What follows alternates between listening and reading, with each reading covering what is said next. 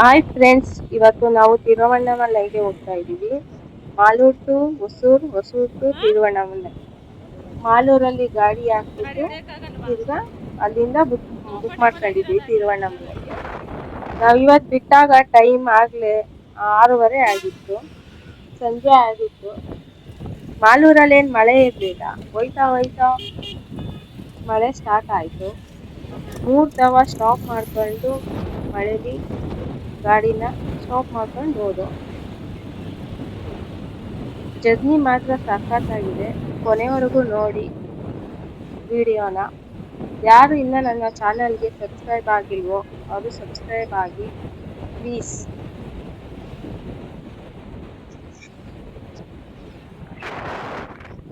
Journey ಮಾತ್ರ ಸಖತ್ತಾಗಿತ್ತು. ನನ್ನ ಮಗಳು ಊರಲ್ಲಿದ್ಲು. 14 ಕಿಲೋಮೀಟರ್ ನಡಿಬೇಕಲ್ಲ, ಮಗುನೂ ಎತ್ಕೊಂಡು ಹೋಗೋಕ್ಕಾಗಲ್ಲ ಅಂತ ಊರಲ್ಲಿ ಬಿಟ್ಟೋಗಿದ್ದು. ಹೊಸೂರಲ್ಲಿ ಗಾಡಿ ಪಾರ್ಕ್ ಮಾಡಿಬಿಟ್ಟು ನಾವು ಬಸ್ ಹತ್ಕೊಂಡು ಹೋಗ್ತೀವಿ.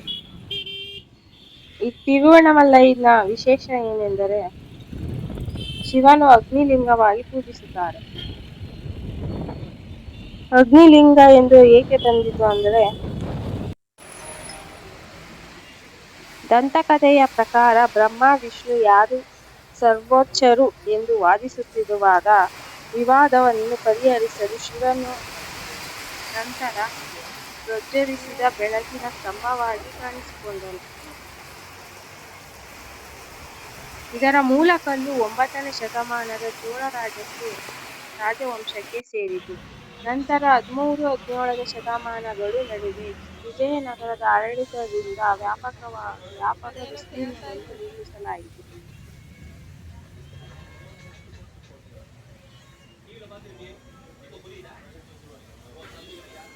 ಮಳೆ ಜೋರಾಗಿ ಬರ್ತಾ ಇದ್ದ ಕಾರಣ ಅಲ್ಲೇ ಬೇಕರಿಗೆ ಹಾಕಿದ್ದು. ಅಲ್ಲಿ ಒಂದು ಎತ್ತು ನಮಗೆ ಫ್ರೆಂಡ್ ಆಗಿತ್ತು. ಹೊಸೂರಲ್ಲೂ ಕೂಡ ಮಳೆ ಬಂದಿತ್ತು. ಬಸ್ ಬಂತು, ನಾವು ಹೊತ್ಕೊಂಡು ಹೊರಟು.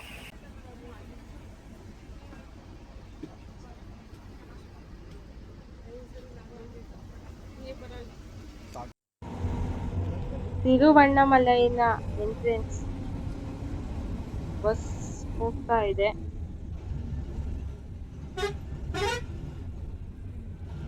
ಆಗಲೇ ತುಂಬಾ ಜನ ಗಿರಿ ಪ್ರದಕ್ಷಿಣೆ ಹಾಕ್ಬಿಟ್ಟು ಕುಂತಿದ್ದಾರೆ. ಇನ್ನ ಸ್ವಲ್ಪ ಜನ ನಡ್ಕೊಂಡು ಹೋಗ್ತಾ ಇದ್ದಾರೆ. ನಾವು ರಾಜಗೋಪುರಕ್ಕೆ ಆಟೋದಲ್ಲಿ ಹೋದೋ ಬಸ್ ಸ್ಟಾಪಿಂದ. ವಾಸ್ತುಶಿಲ್ಪ ಮತ್ತು 25 ಎಕರೆ ವಿಸ್ತೀರ್ಣ ಇರುವ ಬೃಹತ್ ದೇವಾಲಯ ಸಂಕೀರ್ಣವು ವಾಸ್ತುಶಿಲ್ಪದ ಅಭಿವೃದ್ಧಿಯಾಗಿದೆ. ಇದರ ಗೋಪುರವು ಅತ್ಯಂತ ಎತ್ತರವಾಗಿದ್ದು 11 ಅಂತಸ್ತುಗಳಲ್ಲಿ 66 ಮೀಟರ್ 217 ಅಡಿ ಎತ್ತರವಿದೆ. ಇದರ ರಾಜಗೋಪುರವು 4 ಕಡೆಯಿಂದಲೂ ಆವರಿಸಿಕೊಂಡಿದೆ. ಈ ದೇವಸ್ಥಾನದ 5 ಪವಿತ್ರ ಶಿವಲಿಂಗ ದರ್ಶನವನ್ನು ಮಾಡಿಕೊಂಡು ಬಂದಿದ್ದೇವೆ. ಗಿರಿ ಪ್ರದಕ್ಷಿಣೆ ಮಾಡುವ ಸ್ಥಳದಲ್ಲಿ ದಾರಿಯಲ್ಲೇ ತುಂಬಾ ದೇವಸ್ಥಾನಗಳು ಸಿಗುತ್ತದೆ. ಅಗ್ನಿಲಿಂಗ, ವಾಯುಲಿಂಗ ಹೀಗೆ ಮುಂತಾದ ಲಿಂಗಗಳು ಕಾಣಿಸಿಕೊಳ್ಳುತ್ತದೆ. ನಮಗೆ ಫಸ್ಟ್ ಟೈಮ್ ಹೋಗಿದ್ದರ ಕಾರಣ ಅಲ್ಲಿ ಬೆಟ್ಟ ಪ್ರದಕ್ಷಿಣೆ ಮಾಡುತ್ತಿದ್ದೇವೆ ಎಂದು ಗೊತ್ತೇ ಆಗಲಿಲ್ಲ. ಬೆಳಗ್ಗೆ ಆಯ್ತಾ ನಮಗೆ ಆ ಬೆಟ್ಟ ನಮಗೆ ಕಾಣಿಸಿಕೊಂಡಿತು. ನೈಟ್ ಏನು ಕಾಣಿಸುವುದಿಲ್ಲ. ನಾವು ಕಂಡ ದೃಶ್ಯ ಏನೆಂದರೆ, ಅಲ್ಲಿ ದಾರಿ ಉದ್ದಕ್ಕೂ ಭಿಕ್ಷಾಟನೆಯನ್ನು ಮಾಡುತ್ತಾರೆ. ಹರಕೆಯೋ ಇಲ್ಲ ಅವರ ಜೀವನ ಶೈಲಿಯೋ ಗೊತ್ತಿಲ್ಲ.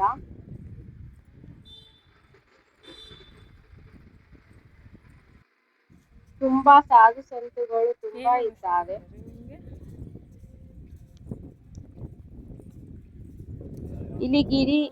ಇಲ್ಲಿ ಪ್ರತಿ ತಿಂಗಳು ಲಕ್ಷಾಂತರ ಭಕ್ತರು ಪವಿತ್ರ ಅರುಣಾಚಲ ಬೆಟ್ಟದ ಸುತ್ತಲೂ 14 ಕಿಲೋಮೀಟರ್ ಕಾಲ್ ಬರಿಗಾಲಿನ ಪ್ರದರ್ಶನ ಮಾಡುತ್ತಾರೆ.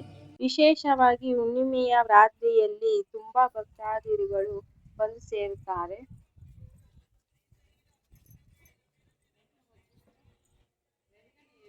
ನಾವು ಹೋಗಿದ್ದಿದ್ದು ಶುಕ್ರವಾರ ಆಗಿದ್ದರಿಂದ ಜನ ಇದ್ರು. ಎನಿ ಟೈಮ್ 24 hours ಅಲ್ಲಿ ಜನ ಕಾಲ್ನಡಿಗೆ ಮಾಡ್ತಾನೆ ಇರ್ತಾರಂತೆ, ಗಿರಿ ಪ್ರದಕ್ಷಿಣೆ ಮಾಡ್ತಾನೆ ಇರ್ತಾರಂತೆ. ಅದು ಬೆಟ್ಟದ ತಳಭಾಗದಲ್ಲಿ ಜಿಂಕೆಗಳು ಆಹಾರ ಹಾಕಿರ್ತಾರಲ್ಲ, ಅಲ್ಲಿ ಬಂದು ಹಣ್ಣೆಲ್ಲ ತಿಂತಾ ಇತ್ತು.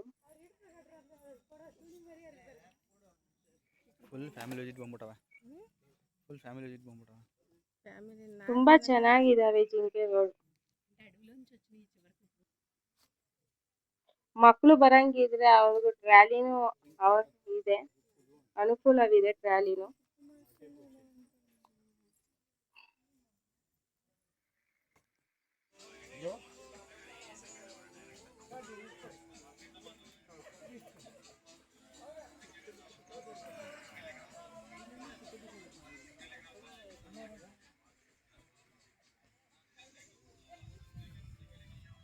ಎಲ್ಲಾ ದೇವಸ್ಥಾನಗಳನ್ನು ಸುತ್ತಿಕೊಂಡು ಬಂದ ನಂತರ ನಮಗೆ ಅನಿಸಿದ್ದು ಸಮಾಧಾನ.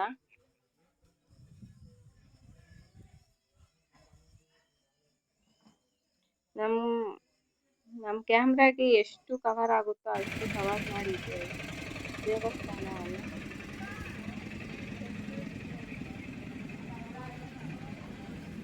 ನೀವು ಒಂದ್ಸತಿ ವಿಸಿಟ್ ಮಾಡಿ.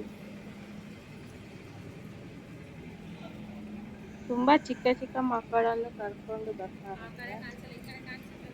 ಚೆನ್ನಾಗಿದೆ ಪ್ಲೇಸ್.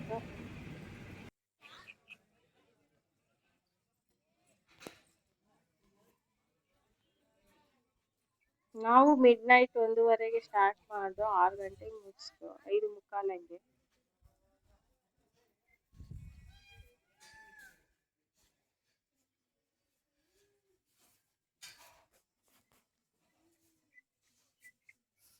ವರುಣಲಿಂಗಂ ಇದು.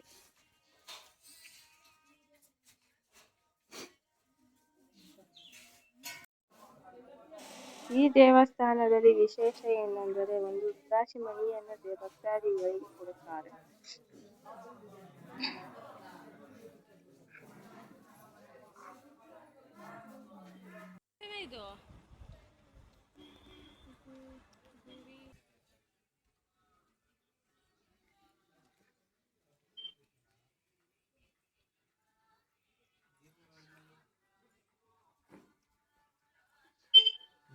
ಟ್ವೆಂಟಿ 24 hours ಓಪನ್ ಇರುತ್ತೆ ದೇವಸ್ಥಾನಗಳು. ವರುಣಲಿಂಗಂ ಇದು.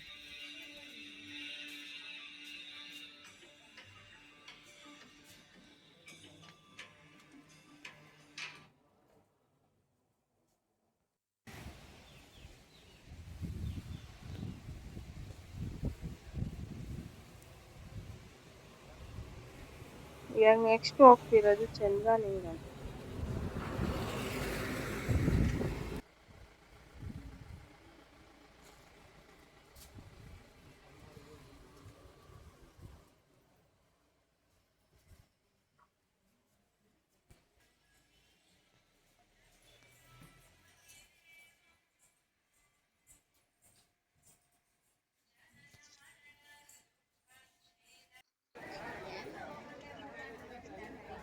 ಈ ದೇವಸ್ಥಾನದ ವಿಶೇಷವೇನೆಂದರೆ ಇಲ್ಲಿ ಕೆಳಗಡೆ ನುಗ್ಗಿ ಬಂದರೆ ಅಲ್ಲಿ ಅವರ ಪಾಪ ವಿಮೋಚನೆ ಆಗುತ್ತೆ ಎಂದು ನಂಬಿಕೆ ಇದೆ. ತುಂಬಾ ರಶ್ ಇದ್ದ ಕಾರಣ ನಾವು ಅಲ್ಲಿ ಹೋಗಲಿಲ್ಲ.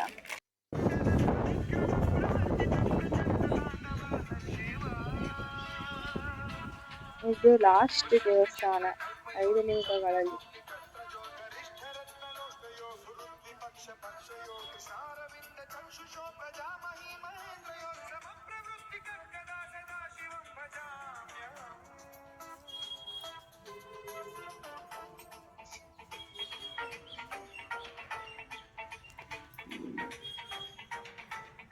ಈ ದೇವಸ್ಥಾನವು 5 ಪವಿತ್ರ ಶಿವಲಿಂಗ ದೇವಾಲಯವಾಗಿದ್ದು ಬೆಂಕಿಯ ಅಂಶವು ಪ್ರತಿನಿಧಿಸುತ್ತದೆ. ನಾವು ರಾಜಗೋಪುರದ ಹತ್ತಿರ ಬಂದು ಕ್ಯೂಗೆ ನಿಂತ್ಕೊಂಡೆ. ನಾವು ಯಾವ ಕಡೆಯಿಂದ ಹೋಗಿ ಯಾವ ಕಡೆಯಿಂದ ಬರ್ತೀವಿ ಅಂತ ಗೊತ್ತಾಗೋದಿಲ್ಲ.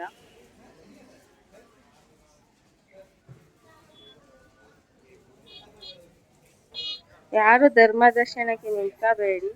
ಮಾಮೂಲಿ 50 ರೂಪಾಯಿ ಟಿಕೆಟ್ ತಗೊಂಡು ದರ್ಶನ ಮಾಡಿ. ಯಾಕೆಂದ್ರೆ ತುಂಬಾ ದೂರ, ತುಂಬಾ ಟೈಮ್ ಹಿಡಿಯುತ್ತೆ ಮಾಮೂಲಿ ದರ್ಶನಕ್ಕೆ.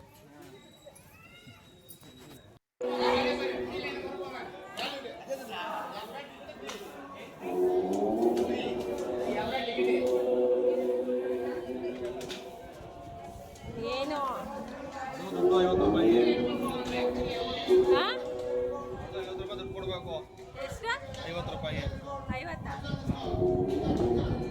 ನಮಗೂ ಫಸ್ಟ್ ಟೈಮ್ ಹೋಗಿದ್ದಾಗ ಗೊತ್ತಾಗ್ಲಿಲ್ಲ. ನಾವು ನಾರ್ಮಲ್ ನೇಲೆ ನೋಡ್ಕೊಂಡು ತುಂಬಾ ಹೊತ್ತು ಕಾದು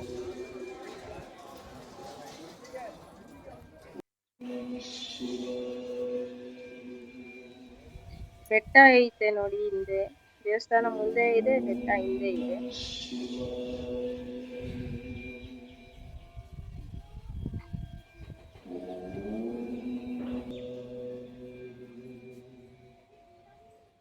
ಪ್ರಕೃತಿಯೇ ಹಾಗೆ ತುಂಬಾ ವಿಸ್ಮಯವಾದ ಸ್ಥಳಗಳನ್ನು ಹೊಂದಿರುತ್ತೆ. ಆದಷ್ಟು ನೀವು ವಿಸಿಟ್ ಮಾಡಿ, ನಿಮಗೂ ಅನುಭವ ಆಗುತ್ತದೆ.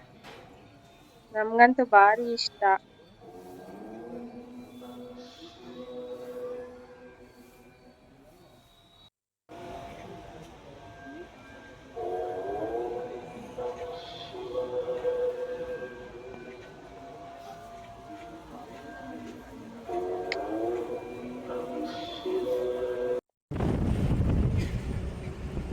ಯಾರು ನನ್ನ ಚಾನಲ್ಗೆ ಸಪೋರ್ಟ್ ಮಾಡಿ, ಪ್ಲೀಸ್ ಸಬ್ಸ್ಕ್ರೈಬ್ ಆಗಿ.